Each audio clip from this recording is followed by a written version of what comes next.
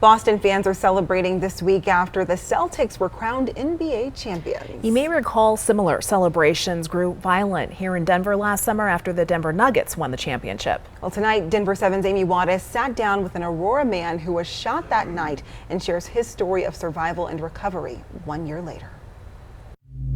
I feel like you can't really take life for granted. Trajan Hamilton just turned 25 on Monday and appreciates his birthday celebration now more than ever after what he went through last summer. Last year at this time you were in the hospital on your birthday. Like last year on my birthday, that was probably one of the most painful days in the hospital. And just looking back at it now, it's just, I'm blessed to still be here. Hamilton was one of 10 people who were injured after the Denver Nuggets clinched their first NBA championship in June of last year. The shooting happened on Market Street in Denver's Lodo neighborhood, where thousands of people had gathered. Sometimes it sticks out more than other times. He says he was shot in the leg and the backside.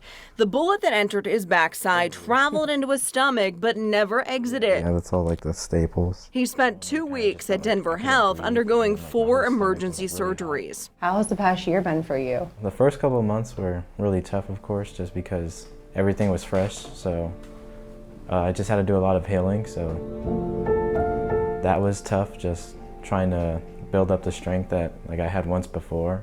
Hamilton says it took him about 7 months to recover. He's now back at work, still dealing with some physical reminders of that day. Well, there's just a piece of fragment in my leg. Sometimes I can feel it move upward, and then like when it's cold outside or during different instances, it really pops out. And while he's still dealing with some slight pain, he says it's the mental part that he's battling most. There's many instances where I get forms of PTSD, and it could be something just normal to everyone else.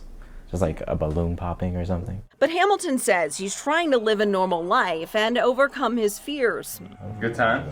Yeah, it was a good time. In fact, he recently attended Game 2 of the Nuggets-Timberwolves series with his girlfriend Tina. And while he says he felt safe there, he will be leery of celebrations in the future. My mom had told me this year that if the Nuggets had won, that I was banned from going down there to celebrate.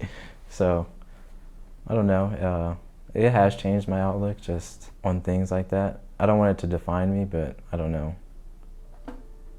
I would probably just try to go to the parade. He also feels a connection to other gun violence victims now, like his friend Keith Sablon, who was also shot that night and has since recovered. And Hamilton has this advice for other survivors. So just to be not afraid to let your emotions out and just let people know how you feel about certain situations. In Aurora, Amy Wattis, Denver 7.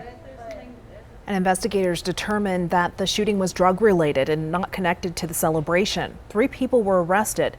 Those suspects have been identified as Ricardo Vasquez, Raul Jones, and Kenneth Blakely. They each have court dates set for next month.